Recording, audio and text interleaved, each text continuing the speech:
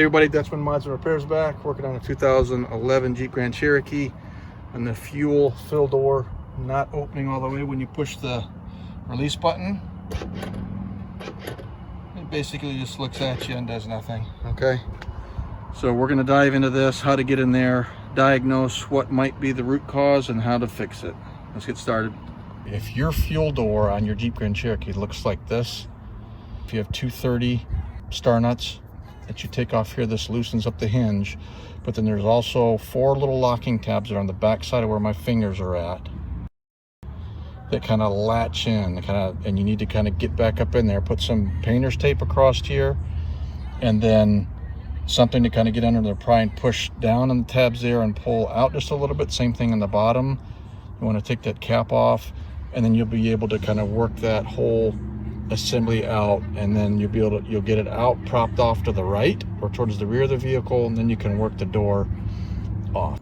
Okay, so what I'm doing right now is I'm taking these 2 star nuts out here, and that actually looks like what's holding my hinge assembly in there. So let me get the top one off there, and then I'll report back what I've got. All right, so the 4 locking tabs they're referring to, hopefully this saves somebody, because I broke one at the top there. Get my freaking camera on it right there where my finger is, but this is what they look like, and they're going to be on the top and the bottom. So you're going to want to get underneath there with some kind of a pry tool and protect your paint if you're worried about it, to kind of lift those. Looks like these would come down, and the ones on the bottom would come up, and that would release this. This is a day I wish I had 2 hands. You can see the rubber gasket here starting to come around. I pushed the door off to the side, and I'm just kind of working this in and out and around, and then working that gasket up around the fill neck there to get this whole assembly out. Okay, so it took some finagling to get it out here.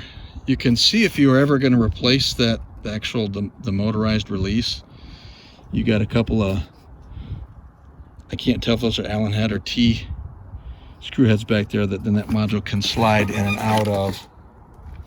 And there's the cable for pulling the release there. But I've got this off to the side.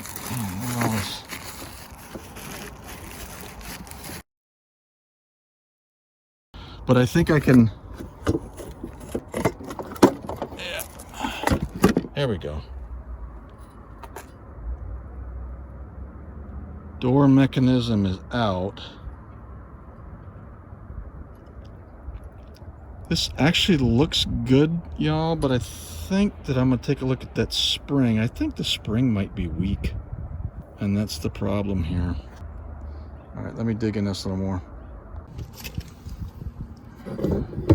All right, y'all, so I got this all set up here. I think the problem here is this spring, and this, again, this assembly is nothing like I've seen other people, even within 1 year model of my 2011. But I think the problem here is this spring is just shot. It's pretty rusted out in here, and it's just, there doesn't seem to be much in the way of any life in the spring. I'm trying to think of a way that I could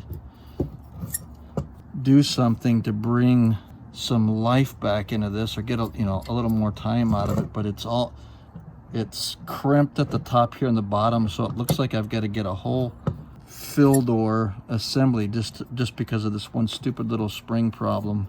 I may try and just get a pair of pliers and bend both of these a little bit more that way, so that they load up, and maybe I get a little more life out of it. I was hoping I was going to get into this and it was going to be similar to what I saw online, where this center pin somehow works its way out and then people just kind of push it back in. I was going to push it back in, drill a hole, and put a little pin in there, bend it so it would never come loose again. But all of this work, and that's what I've got. So I'm still going to use the video. I'm still going to post it, even though a repair wasn't done. So at least help some people maybe figure out what they potentially have going on and can order the part ahead of time, and at least know maybe what they're getting in project wise. I'm going to stop the video at that point because I'm basically going to bend this that way a little more, both of them, and then order a new one, and I'll have to pick another Saturday to actually do the remove and replace again. And I'll do a quick video on that when I show it. Hopefully this helps somebody out. Give it a thumbs up, you don't mind. Any questions about what I did